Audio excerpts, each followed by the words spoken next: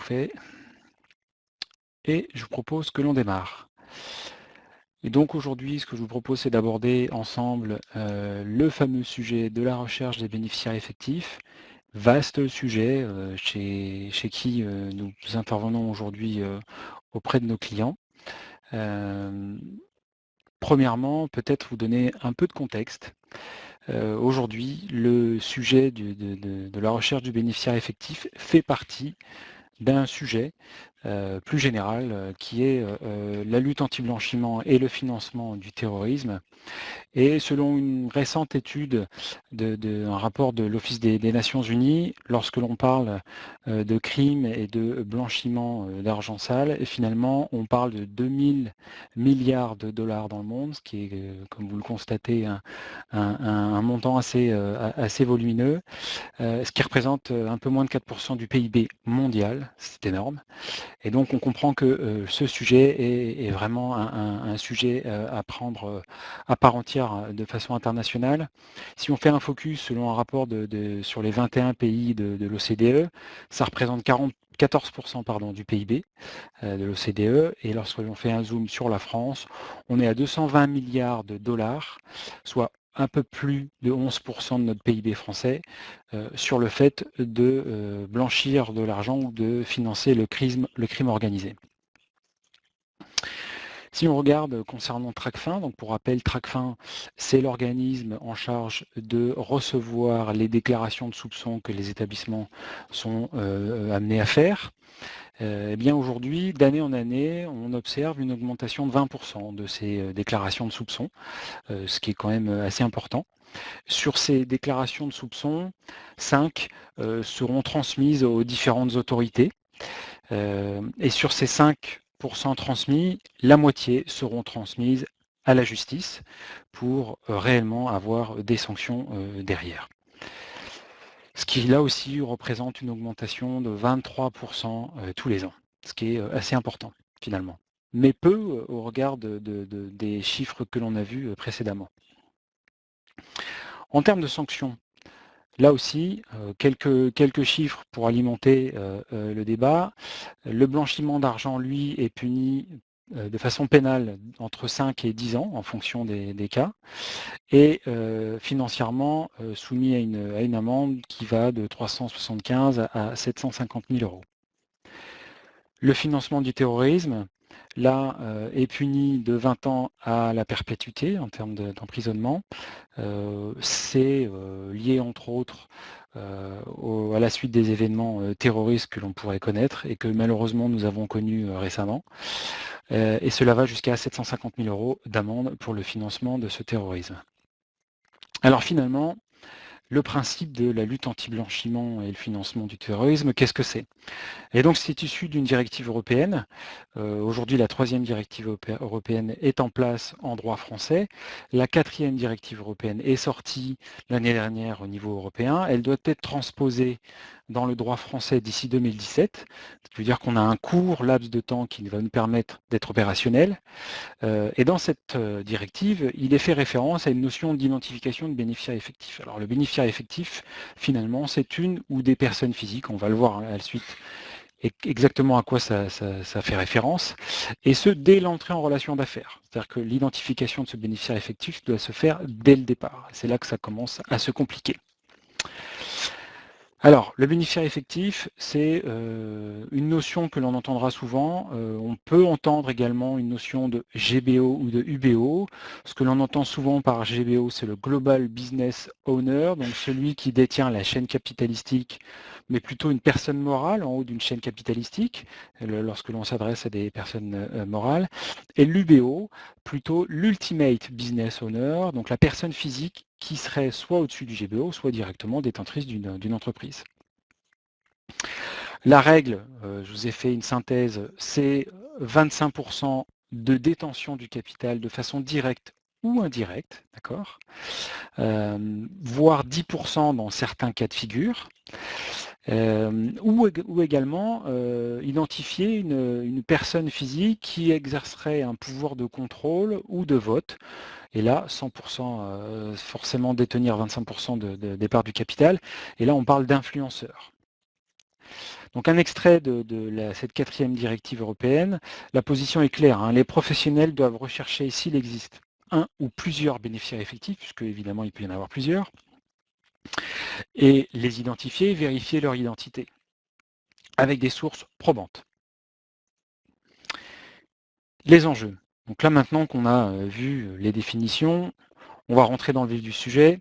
De quel périmètre on parle finalement? Eh bien, finalement, lorsque l'on s'adresse à une personne morale et devoir identifier son bénéficiaire effectif, cela suppose connaître la chaîne capitalistique de cette entreprise, de cette personne morale. Et donc avoir la connaissance de tous les liens capitalistiques, qui par définition sont transfrontaliers. Hein, on sait très bien qu'une entreprise, imaginons qui soit présente en France, au bord des frontières allemandes, si elle est détenue par une chaîne capitalistique, il est possible qu'une entreprise la détienne et soit présente sur le territoire allemand. Comment on fait dans ces cas-là pour remonter la chaîne capitalistique? On va se heurter aussi à des pays plus ou moins opaques sur cette notion de chaîne capitalistique. Est-ce qu'il y a des sources légales dans certains pays qui vont nous permettre d'aller chercher cette connaissance de liens capitalistiques? On va se heurter également à des montages complexes financiers. Les récentes actualités, Panama Papers et autres, nous ont montré que ce genre de montage financier est fréquent, mais elles sont faits également pour brouiller les pistes. Donc c'est un univers qui est en perpétuel mouvement, on le voit bien. Et l'idée, c'est de comment relier ces entreprises entre elles à partir d'un simple nom dans un document que j'aurais pu retrouver, que ce soit une pièce officielle ou non. Et lorsque l'on a une personne physique qui est détentrice de ces 25% de capital social, comment faire lorsqu'il s'agit d'une personne physique étrangère? Comment vérifier son identité? Est-ce que j'ai une pièce d'identité à ma disposition? Est-ce que j'ai une copie ou autre? Est-ce que j'ai une date et un lieu de naissance qui seraient présents ou pas dans les registres? Là, encore une fois, se pose un certain nombre de problèmes puisque l'existence de cette information n'est pas systématique dans tous les registres nationaux. Toujours sur le périmètre des sources et de nos capacités à aller collecter l'information, quelles sources utiliser dans les autres pays? Si on remonte une chaîne capitalistique qui se déplace de pays en pays, ça suppose connaître l'existence de chaque source dans chaque pays qui potentiellement va être différente. Donc il faut avoir des experts pays par pays pour connaître l'équivalent des sources légales dans chaque pays. Je ne vous cache pas que dans certains pays, plus on s'éloigne de l'Europe, plus cette notion de bénéficiaire effectif est plus ou moins comprise, voire même maîtrisée. L'existence même d'une pièce officielle n'est pas garantie dans certains pays. Et donc comment faire? Comment récupérer celles qui existent? Comment les vérifier? Là se pose un vrai problème. Je vous ai mis un exemple, voilà, sur une chaîne d'une entreprise qui au départ est française, mais est détenue au 3e rang par une entreprise chinoise, avec l'exemple d'un imprimé-écran d'une pièce officielle chinoise, l'équivalent d'un statut français. Comment faire pour lire le mandarin, l'interpréter? Là aussi, comment être sûr que c'est la bonne pièce que j'ai récupérée? Là aussi se pose un certain nombre de problèmes. Donc on le voit bien, il y en a une vitesse. On a un schéma à 2 vitesses, si vous voulez. On a l'Union européenne avec forcément sa directive qui a décidé de prendre le sujet à bras-le-corps, et puis le reste du monde qui avance plus lentement, qui n'est pas familiarisé forcément avec le sujet, qui n'a pas tous les outils non plus à mettre à disposition pour récupérer cette information. Et donc il va falloir prendre acte de ces contraintes pour monter un dispositif adéquat. Si on fait un focus sur le périmètre français, on va voir que finalement, on n'est pas mieux loti qu'ailleurs, contrairement à ce qu'on pourrait croire. La France ne fait pas partie des meilleurs élèves sur le sujet. Dans la 4e directive européenne qui sera transposée l'année prochaine, il est question d'un registre national sur les bénéficiaires effectifs. Alors beaucoup se sont dit, super, je vais retrouver une source directe sur laquelle je vais pouvoir aller vérifier l'existence de bénéficiaires effectifs de tous mes tiers. Mais qui va la faire? Comment la faire? À partir de quelle source? Quel document? Là, c'est un vrai problème et je peux vous garantir qu'en 2017, ce fameux registre ne sera toujours pas sorti et il faudra pourtant que tous les clients soient opérationnels et aient un dispositif qui fonctionne. Donc comment faire en attendant? Il va bien falloir trouver une hypothèse de transition, une solution qui soit adaptée. Là aussi, un certain nombre de questions que pose la 4e directive sur l'univers concerné, le fameux KYB, si certains ont entendu parler, le Know Your Business. Finalement, est-ce que cette problématique s'adresse uniquement à mes clients, mais aux clients de mes clients qui, en fonction de leur activité, de leur pays sur lesquels ils sont implantés, pourraient avoir des impacts sur le schéma? Est-ce que je dois avoir un regard sur mes fournisseurs également? Non pas seulement sur le risque d'éthique et d'image, mais sur le blanchiment d'argent. Si effectivement je travaille avec une entreprise qui finance le terrorisme, est-ce que je suis directement concerné? Elle fait une notion également de pouvoir suivre ces éléments, non pas seulement à l'entrée de la relation, mais pendant la relation commerciale que vous pourriez avoir avec vos clients, et puis à la clôture également de la relation commerciale, on va voir qu'il y a un historique à garder. Donc on le voit, c'est un sujet assez complexe et en plus, il faut avoir des mesures spécifiques et adaptées en fonction des cas de figure et des niveaux de risque que chacune de vos relations d'affaires représente. D'autres contraintes soulevées par ces problématiques typiquement françaises, la nature même de certaines formes juridiques d'entreprise fait que leur actionnariat est anonyme. Un exemple, les sociétés anonymes, comme le nom leur indique, restent anonymes. Comment je fais? Finalement, qu'est-ce que j'ai comme source à disposition pour récupérer ces informations? Est-ce que je suis sûr de pouvoir récupérer les actionnaires et les bénéficiaires effectifs de ces sociétés anonymes? Là se pose une vraie question et il va falloir en tenir compte pour le dispositif que vous devrez mettre en place. Sur la gestion des homonymes, sur les personnes physiques, comment faire pour récupérer l'actionnaire principal d'une entreprise en rang numéro 3, troisième rang capitalistique? Est-ce que je vais devoir l'appeler pour récupérer sa pièce officielle, sa pièce d'identité? Est-ce que je l'ai déjà? Comment je fais? Et donc finalement, on se rend compte que votre dispositif est au cœur d'une vraie problématique. D'abord, en termes de documentation, la réglementation vous impose 5 ans d'archivage jusqu'à la clôture de la relation d'affaires. Donc vous devez être en mesure de pouvoir justifier à tout instant tous les documents qui vous ont servi à prendre votre décision de mise en relation d'affaires ou pas. De pouvoir ressortir vos algorithmes de scoring pour les analyses de risque. Les justificatifs de revenus, de patrimoine, d'identité, d'identité, que ce soit de personnes physiques ou de personnes morales. Donc il faut constituer cette base à tout instant. Évidemment, cela représente un coût de données réglementaires très fort. C'est le premier budget de dépenses de toute entreprise, le niveau des données réglementaires, principalement dans les données dans les entreprises financières et financial services de façon globale, mais c'est l'un des premiers budgets de dépenses. Donc l'idée, c'est qu'il va falloir trouver des options pour mutualiser finalement ces coûts de collecte. On va le voir par la suite, hein. On a évidemment des réponses sur la manière dont il faut procéder. Enfin, le reporting, comme on l'a vu, vous devez avoir un dispositif qui vous permet de faire vos reportings. Reporting quotidien, que ce soit pour les déclarations de soupçons, mais en cas de contrôle de la CPR. D'accord? Donc, il faut garder en tête que votre dispositif doit être transparent. Alors évidemment, on a des réponses.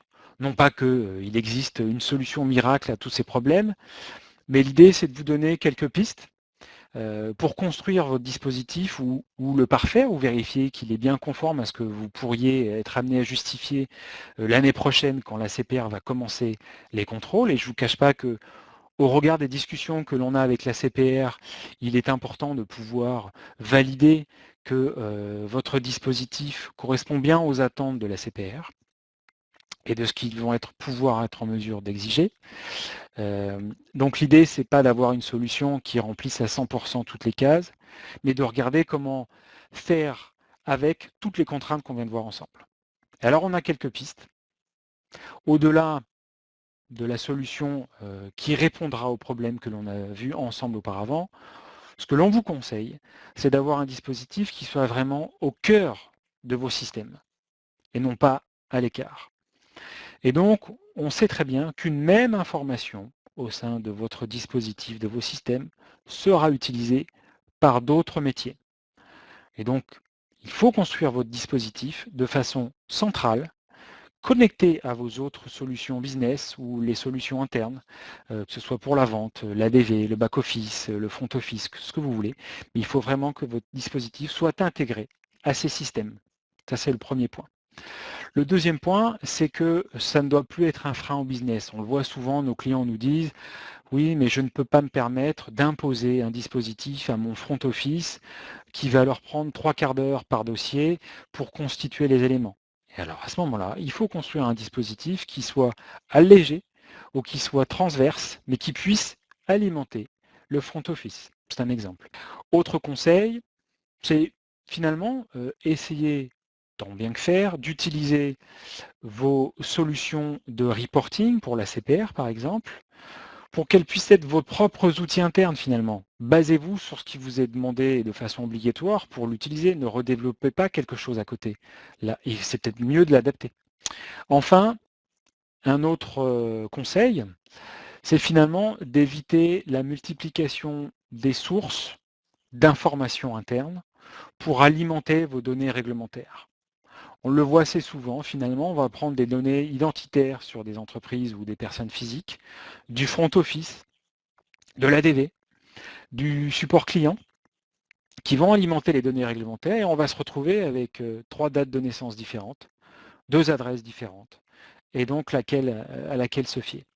Donc là, encore une fois, c'est un conseil, il vaut mieux privilégier une source interne qui sera finalement le silo d'alimentation des données réglementaires plutôt que de multiplier à droite à gauche. Ce qui veut dire qu'il vaut mieux fiabiliser. Alors là, on a choisi le front office, mais ça peut être une autre source. Il vaut mieux favoriser la fiabilité du front office, de mesurer son niveau de complétude en termes d'informations réglementaires. Au passage, la CPR vous demandera de pouvoir leur donner un niveau, un pourcentage de complétude de données réglementaires. Donc ça, notez-le, c'est quelque chose que vous devez pouvoir mesurer. Et donc il vaut mieux fiabiliser cette source interne, ces bases internes, plutôt que d'aller multiplier. Donc là, c'est un choix à faire, hein, de regarder finalement, probablement en faisant un audit de votre base, dans un premier temps, pour regarder finalement laquelle est la plus fiable, et ensuite d'alimenter en source externe ou interne pour fiabiliser ces sources. D'ailleurs, dans la 4e directive, il est fait notion de pouvoir faire appel à des sources externes comme Altares ou d'autres pour fiabiliser vos bases de données et de les alimenter en données réglementaires ensuite pour pouvoir alimenter votre dispositif.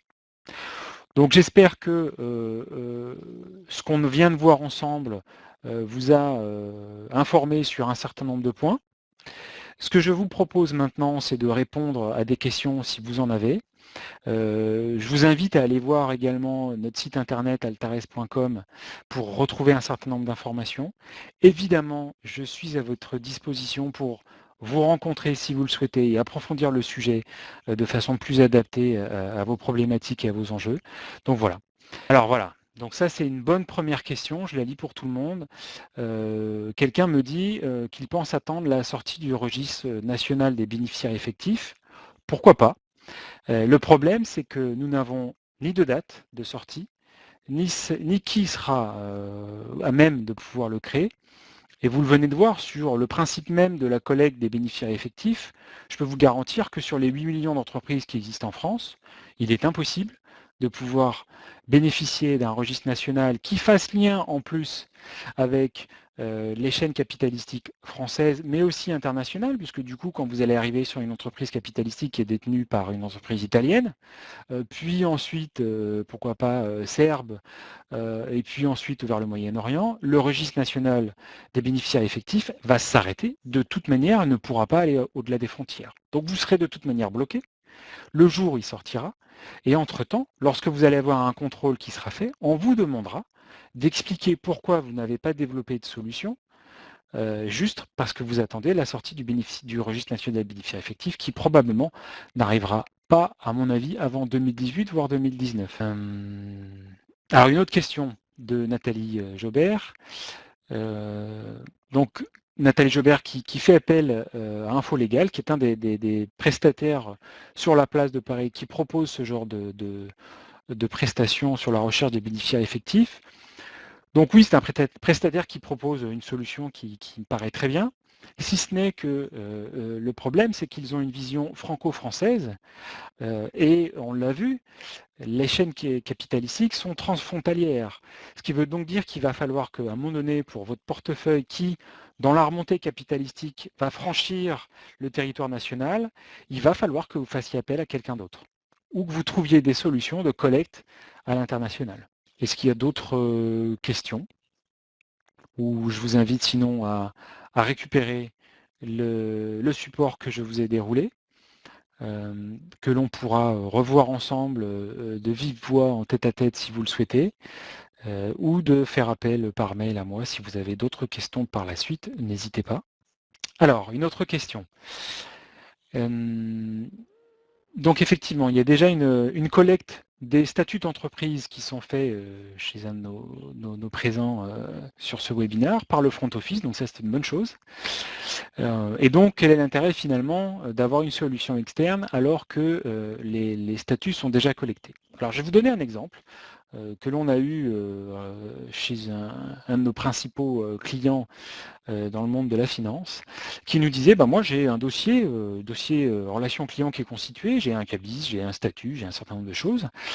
Finalement, on s'est rendu compte que dans les faits, le statut est élu une fois sur deux. Et lorsqu'il est élu, bah, finalement, il faut comprendre, lorsque l'on retrouve la détention capitalistique, bah, qu'il faut la saisir dans le système.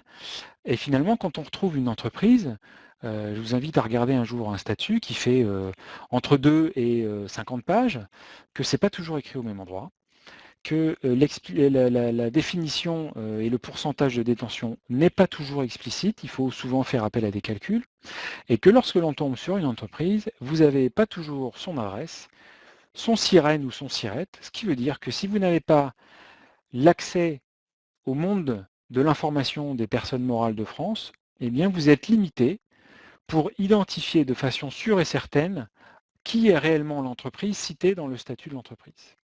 Ce qui veut donc dire, on a eu un cas de figure, voilà, une entreprise qui était détenue par SARL Dupont.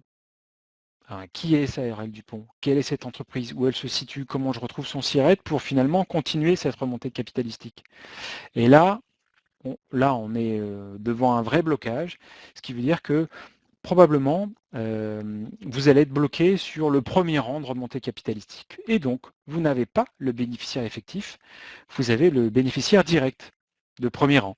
Alors, faut-il agir maintenant? Avons-nous du temps devant nous? Bah, finalement, agir maintenant, ça me paraît une bonne chose. Je ne vous cache pas que sur les principaux sujets compliance Altares, 80% tournent autour de ça. C'est notre quotidien maintenant. Certains ont compris l'urgence. Nous avons rencontré la CPR au premier trimestre de 2016 qui est en train de mettre en place son niveau d'exigence de cette transposition de la 4e directive. Et elle met très bien au fait de ce qu'il existe aujourd'hui sur la place en termes de solutions externes. Et je peux vous garantir que lorsque les premiers contrôles vont arriver, effectivement, certains vont peut-être avoir des demandes de correction à faire, je l'espère, et pas des sanctions. Donc il est temps, pour moi il est temps, il nous reste, là on est au mois de mai, il nous reste 6 mois grosso modo, avec un mois de juillet août très compliqué, des portefeuilles à mettre à jour, ça me paraît un bon timing. Alors comment identifier, et donc je les prends au fur et à mesure, comment identifier le bénéficiaire effectif d'une société ne disposant pas de liens financiers? Exemple, les toutes petites boutiques comme les pizzerias du coin. Effectivement, c'est une bonne question. Là, on parle souvent de personnes, de formes juridiques, de personnes physiques, de formes juridiques 19, d'entreprise personnelle et donc qui n'a pas de capital social, puisque le capital de l'entreprise est le patrimoine de la personne physique. Donc là, c'est simple. Pas forcément de pièce officielle à aller chercher. Le raccourci est simple. La personne physique de l'entreprise est le bénéficiaire effectif. Et donc, le dirigeant, qui pourrait être considéré comme un influenceur, est également le bénéficiaire effectif de cette entreprise. Et c'est une des prestations que l'on propose, à travers un certain nombre de filtres de forme juridique d'entreprise, de pouvoir affecter tout de suite, sans collecte de pièces officielles, en justifiant qu'il n'existe pas de pièces officielles, avec un simple cabis suffit. Une autre question, avez-vous déjà des bases de données des bénéficiaires effectifs collectées en France et à l'international? Donc oui, il existe des bases françaises, des bases internationales qui sont collectées par Altares et données Bradstreet à travers le monde, principalement sur l'Europe et quelques pays limitrophes, puisque tous les acteurs du groupe du réseau d'Anne Bradstreet collectent de façon locale les bénéficiaires effectifs et les remontent dans une base internationale, sont mis à jour de façon récurrente et fréquente. Et l'objectif, c'est de pouvoir avancer également avec nos clients au fur et à mesure des mises à jour de portefeuille. Donc cela représente à chaque fois plusieurs milliers, dizaines de milliers, voire centaines de milliers de lignes à mettre à jour. Et c'est la manière dont on procède pour collecter et mettre à disposition ces bases. Tout ceci est bien compliqué, oui, je vous le confirme. Y a-t-il des scénarios plus simples pour se conformer et minimiser les risques? Non, malheureusement. C'est compliqué, c'est coûteux, mais je peux vous garantir qu'en termes de sanctions, ce sera encore plus coûteux. Et donc, l'objectif, c'est effectivement d'avoir une solution agressive, et c'est ce que nous, on a décidé de faire, qui se positionne de façon beaucoup plus attractive que ce que vous pouvez faire en direct, que ce soit auprès des sources légales qu'en termes de collecte interne. Et donc, voilà, l'objectif, c'est de partir sur une mutualisation commune avec tous nos clients sur ces fameux bénéficiaires effectifs pour que tout le monde soit gagnant, finalement, début 2017, lorsque les contrôles vont commencer. Et je ne vous cache pas que, à la suite des discussions que nous avons eues avec la CPR, c'est vraisemblablement à la mode. On l'a vu même, les contrôles de vitesse vont être sous-traités maintenant. Ce ne sera plus que la police nationale et la gendarmerie, mais des entreprises particulières privées pourront opérer ce genre de contrôle. Eh bien, ce sera le cas pour la CPR qui a décidé de sous-traiter les contrôles concernant la Lab FT. Donc, je peux vous garantir que nous verrons des cabinets arriver, ce qui veut dire que les contrôles vont se multiplier de plus en plus. Et là, on a vraiment une accélération qui se fait, malheureusement, qui a été alimentée par les récents événements français sur les actes terroristes que nous avons connus. D'autres questions pour les SA, comment faites-vous? Oh, pardon, je ne sais plus si vous me voyez. Pour les SA, comment faire? Eh bien là, pas de solution miracle. Je ne vais pas tout vous raconter non plus. Ce que je vous invite, c'est qu'on puisse en discuter ensemble. Il y a des pistes pour récupérer déjà un minimum d'informations. Et je vous propose, c'est peut-être d'en discuter ensemble. Demain, si je dois faire quelque chose, concrètement, c'est quoi? Outre que demain est férié. Peut-être après-demain, mais du coup, moi je fais le pont, donc ce ne sera pas après-demain non plus. Mais peut-être en discuter.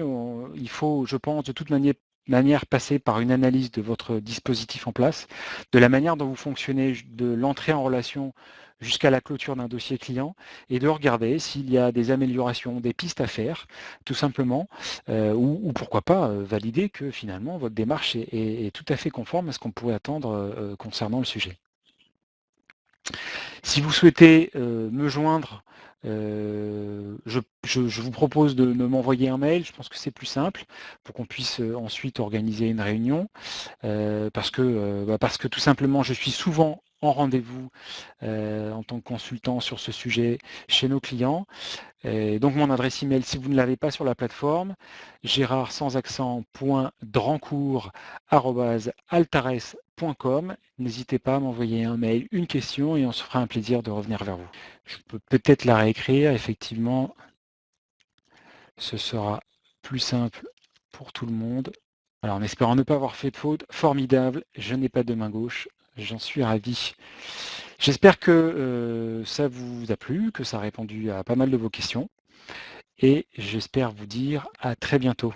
Merci à tous et bon week-end à ceux qui partent comme moi en pont ce soir.